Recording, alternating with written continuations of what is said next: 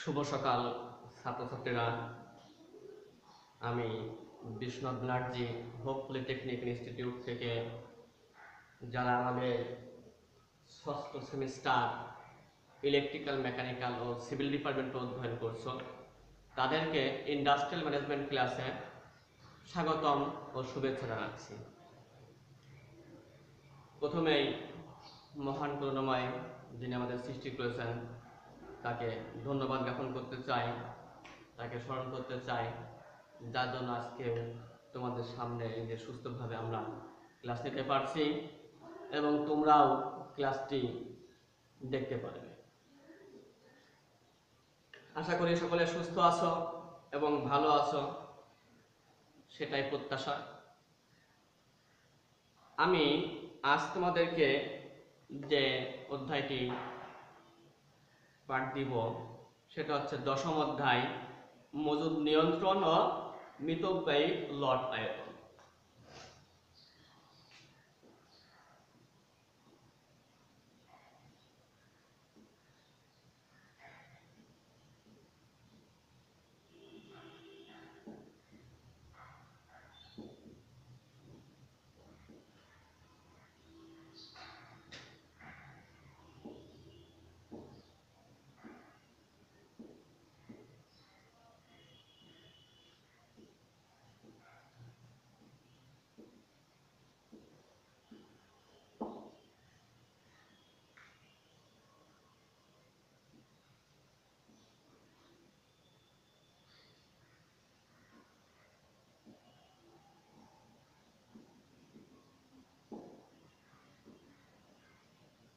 মজুদ নিয়ন্ত্রণ ও মিতব্যয়ী লট আয়তন, এটা একটি গুরুত্বপূর্ণ চ্যাপ্টার।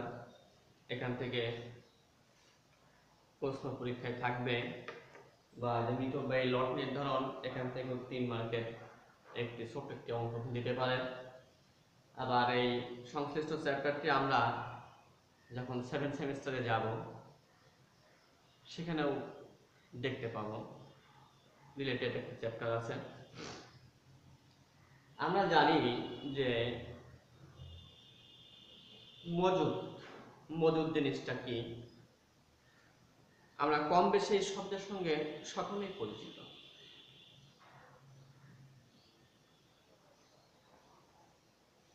একটি প্রতিষ্ঠান চালনা করতে গেলে তাকে অবশ্যই মজুদ করতে হয়, আর এই মজুদটা অবশ্যই নিয়ন্ত্রণের মধ্যে রাখতে হবে, কারণ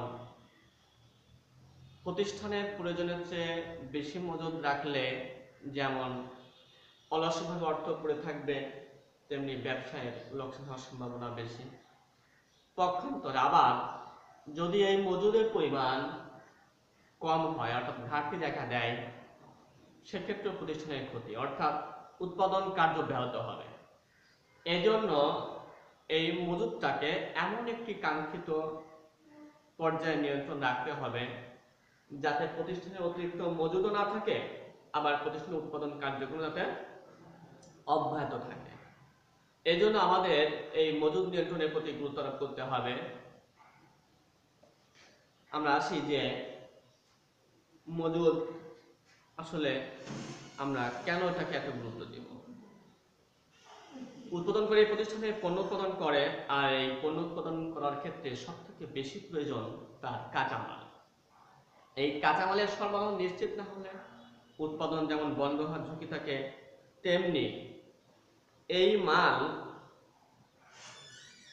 শুধু কাঁচামালই নয়, এর আংশিক সমাপ্ত পণ্য ইত্যাদিও এর মধ্যে পড়ে। তাই উৎপাদন কাজের গতিধারা অব্যাহত রাখার জন্য এই মজুদটাকে একটা কাঙ্ক্ষিত পর্যায়ে রাখতে হবে যাতে উৎপাদন ব্যাহত না হয়।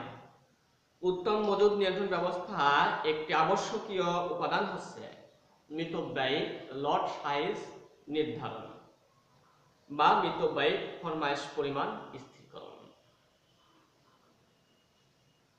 ইকোনমিক লট সাইজ। এখন আমরা আসি মজুদ, ইনভেন্টরি। সাধারণ অর্থে মজুদ বলতে কোনো জিনিস বা দ্রব্য সামগ্রী সঞ্চিত রাখাকে বোঝায়। একটি প্রতিষ্ঠানের অলস সম্পদসমূহ যার মূল্য রয়েছে এবং যা ব্যবহারযোগ্য তা মজুদ হিসেবে গণ্য। বস্তুত শিল্প প্রতিষ্ঠানের জমাকৃত অস্থাবর বা চলমান দ্রব্য সামগ্রীকে বলা হয় মজুদ। একটি প্রতিষ্ঠানকে তার উৎপাদন কার্য চালিয়ে যাওয়ার জন্য তার কাঁচামাল, যন্ত্রাংশ, হাতিয়ার ইত্যাদি মালামাল ক্রয় করতে হয়। প্রক্রিয়াজাত অবস্থায়ও কিছু পণ্য থাকে, আবার উৎপাদিত পণ্য বিক্রয়ের জন্য জমা থাকে। উৎপাদনের জন্য ক্রয়কৃত কাঁচামাল ও যন্ত্রাংশ, প্রক্রিয়াজাতকরণ বিক্রয়ের জন্য জমাকৃত পণ্য, এদের সমষ্টিকেই বলা হয় মজুদ।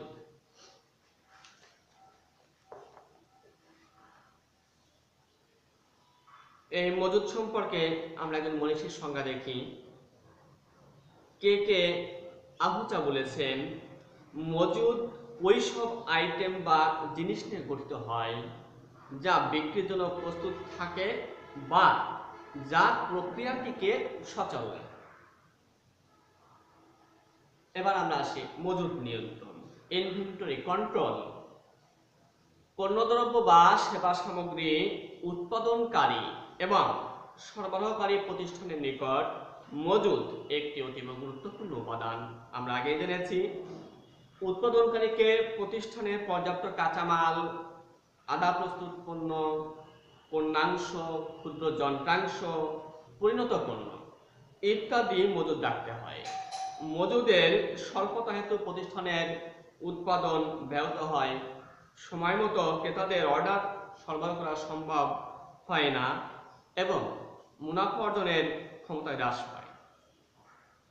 আবার প্রতিষ্ঠানের মজুদের আধিক্য হেতু এরূপ অবস্থাও দেখা দিতে পারে, কারণ মজুদ মালের দাম ভবিষ্যতে কমতে পারে বা মালের গুণাগুণ নষ্ট হতে পারে, কিংবা চাহিদার পরিবর্তন হেতু মাল ব্যবহারের উপযোগিতাও নাও থাকতে পারে। এজন্য যে ব্যবস্থার মাধ্যমে মজুদের সকল দিক ঠিক রেখে যথাযথভাবে সংরক্ষণ করা হয় তাকেই বলা হয় মজুদ নিয়ন্ত্রণ। এ সম্পর্কে আমরা একজন মনীষীর সংজ্ঞায় যাই। আর মেয়ার তিনি বলেছেন, by controlling inventories we mean that the firm must decide what levels of inventory can be economically maintained। অর্থাৎ মজুদ নিয়ন্ত্রণ বলতে আমরা বুঝি যে একটি প্রতিষ্ঠান কোন স্তরে মিতব্যয়িতার সাথে মজুদ সংরক্ষণ করতে পারবে সে ব্যাপারে সিদ্ধান্ত গ্রহণ করা, একেই হচ্ছে মজুদ। তাহলে আমরা বুঝলাম যে মজুদ নিয়ন্ত্রণ এমন একটি ব্যবস্থা বা প্রক্রিয়া যার মাধ্যমে প্রতিষ্ঠানের মজুদ মাল কাম্য পর্যায়ে রেখে এদের যথাযথ ব্যবহার নিশ্চিত করা হয়। এবার আমরা আসি এই যে মজুদ নিয়ন্ত্রণ, এই মজুদ নিয়ন্ত্রণের কার্যাবলী। এই মজুদ নিয়ন্ত্রণের কার্যাবলী আমি কয়েকটি পয়েন্টের মাধ্যমে উপস্থাপন করছি।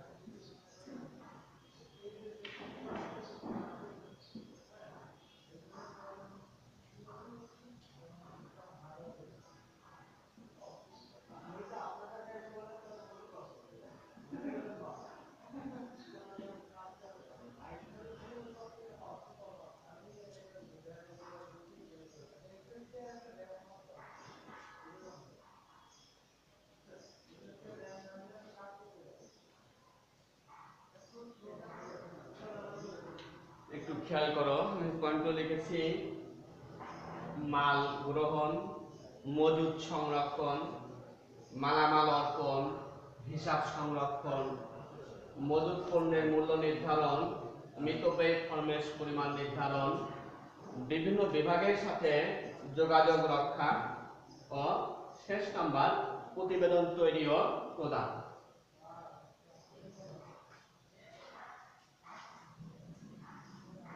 মজুদ গ্রহণ।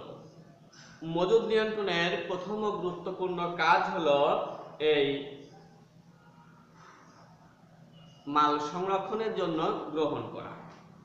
এই জন্য কৃত কাঁচামাল, যন্ত্রাংশ, পণ্যাংশ বা পরিণত পণ্য প্রভৃতি গ্রহণ করতে হয়। মজুদ সংরক্ষণ। গৃহীত বা উৎপাদিত পণ্যদ্রব্য ও মালামাল যথোপযুক্তভাবে গুদামে সংরক্ষণের ব্যবস্থা করা মজুদ নিয়ন্ত্রণের একটি অন্যতম প্রধান কাজ। পণ্যদ্রব্য ও মালামালগুলোকে যথাযথভাবে চিহ্নিত করে এমন স্থানে সংরক্ষণের ব্যবস্থা করতে হবে যাতে এগুলো ক্ষতিগ্রস্ত বা বিনষ্ট না হয়। নাম্বার 3, মালামাল অর্পণ। উৎপাদন প্রক্রিয়া ব্যবহারের জন্য কিংবা বিক্রয় উদ্দেশ্যে কাঁচামাল, যন্ত্রাংশ বা অন্যান্য মালামাল প্রয়োজনের সময় ঠিকমতো ডেলিভারি দেয়া মজুদ নিয়ন্ত্রণের আরেকটি গুরুত্বপূর্ণ উদ্দেশ্য। হিসাব সংরক্ষণ। মজুদ মালের যথাযথ হিসাব সংরক্ষণ করাও মজুদ নিয়ন্ত্রণের একটি অন্যতম কাজ।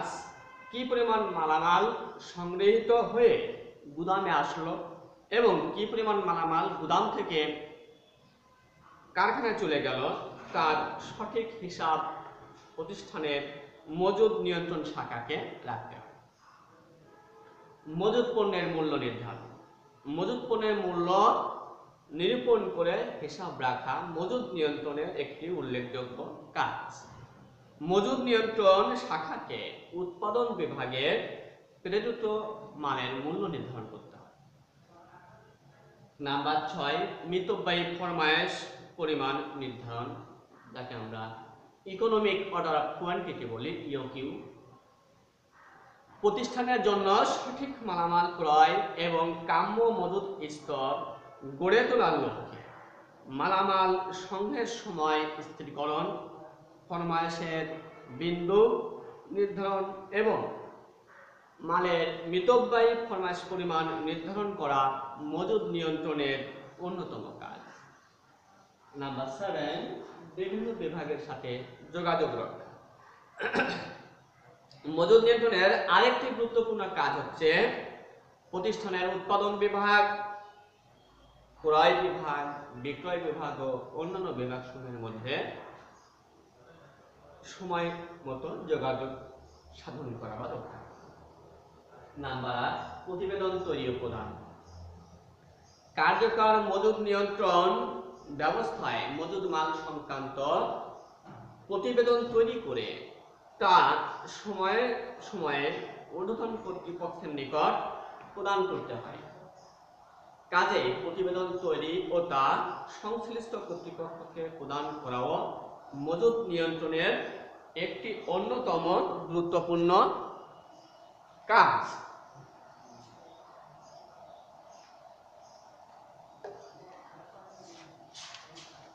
এবার আমরা একটু আসি ইওকিউ অর্থাৎ মিতব্যয়ী লট সাইজ নির্ধারণ।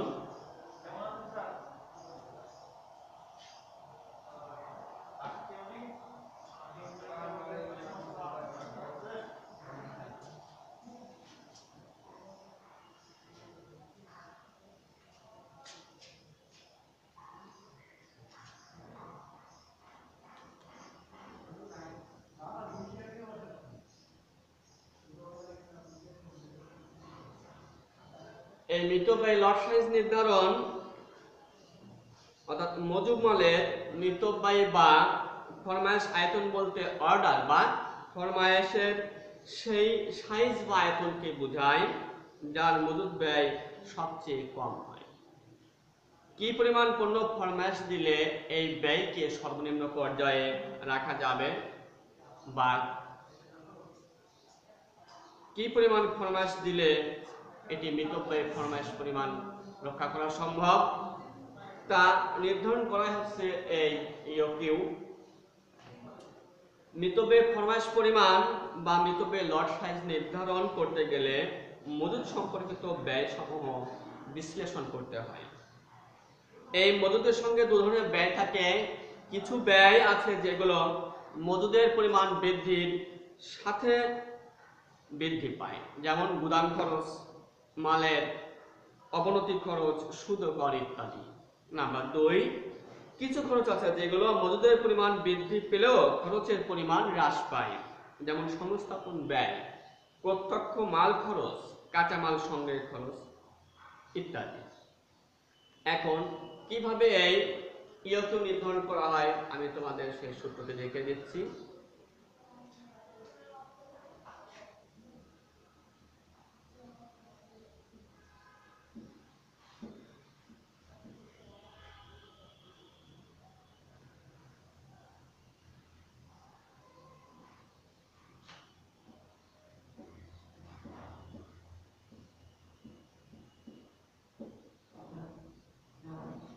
আমরা দেখতে পাচ্ছি ইওকিউ সমান √2CD/H।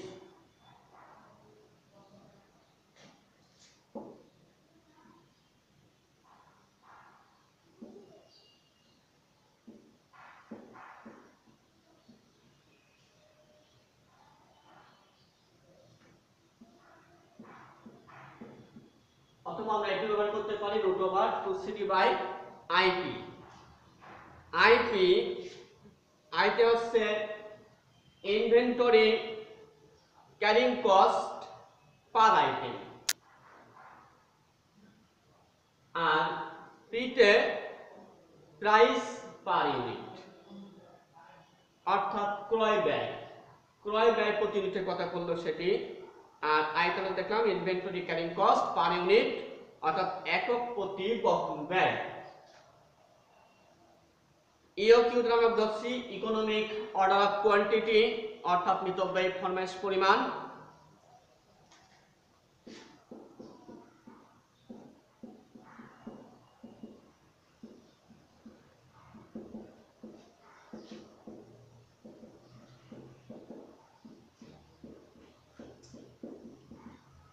Economic order of quantity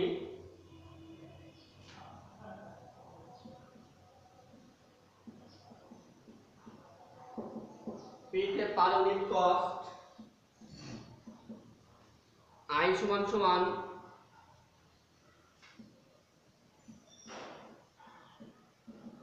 inventory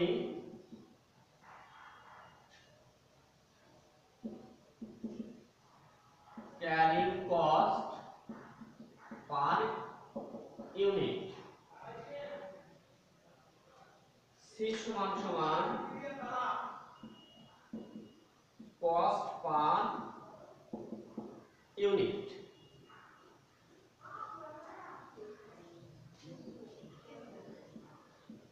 D সমান সমান অ্যানুয়াল ডিমান্ড, অর্থাৎ বার্ষিক চাহিদা। একটি পণ্যের বছরের চাহিদা কত সেটি। এইচ ইকুয়াল টু, আমরা এইচ দ্বারা কি বুঝাবো? Holding cost.